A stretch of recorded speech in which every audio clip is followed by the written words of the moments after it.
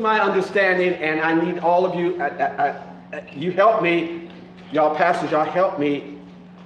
I want to make sure I get this right.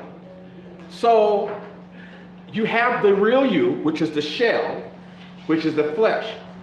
The Lord told me, because I asked the Lord, I said, Lord, I asked him about the flesh. If the flesh doesn't have a life of its own, then how is the flesh able to do what it does?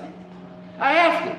He said the flesh has life because you're in it. Because when you leave the flesh has nothing. And so they call that a corpse. Okay? So as long as you're in that shell, the real you gives that shell life. And that temporary life has an opinion, all its own. Okay, y'all still with me?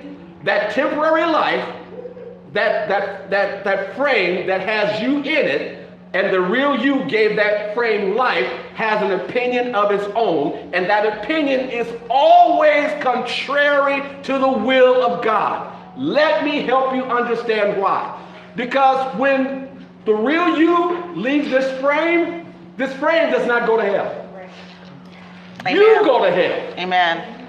The frame don't go.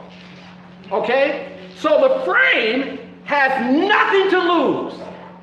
So the frame that has acquired a mind of its own, because it now has life because you're in it, decides, I don't want to serve God because that's not fun. Let's go do some stuff that's going to help us enjoy this life while we're here. Okay? So now, the temporary frame that has temporary life and the real you have agreed not to serve God. Okay? We're a three-part being. When the Spirit of God enters into you, it brings life to a dead soul. Dead spirit. I'm sorry, thank you. And to a dead spirit. So now, once you come into Christ, and you and Christ agree, the two of you put the flesh in check.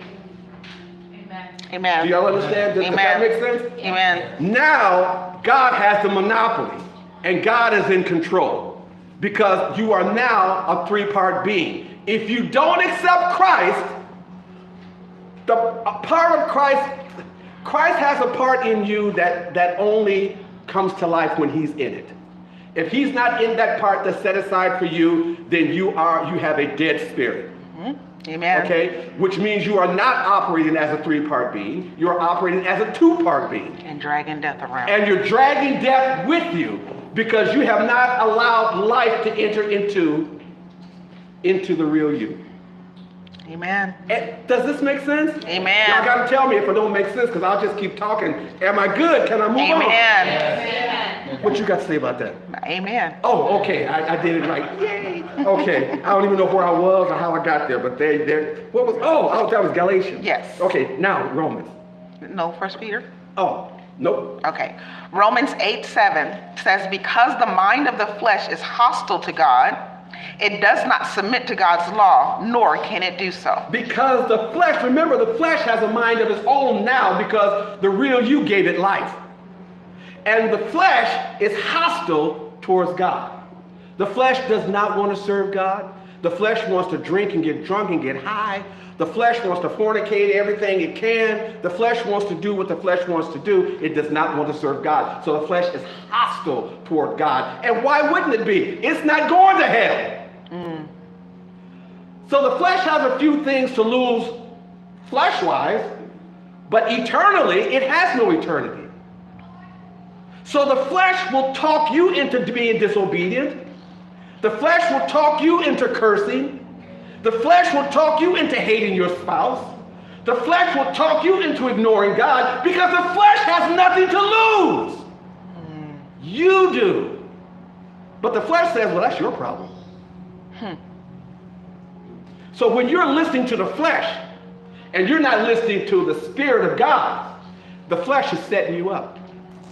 Because the flesh doesn't know where you're going when you leave here. It doesn't matter, because he ain't going. Amen. Amen. But the real you What you got to say? Well, I was just going to say the flesh can't even listen to God unless you receive Christ. That's right. Because it says in Romans that the mind is hostile to God and cannot submit to God.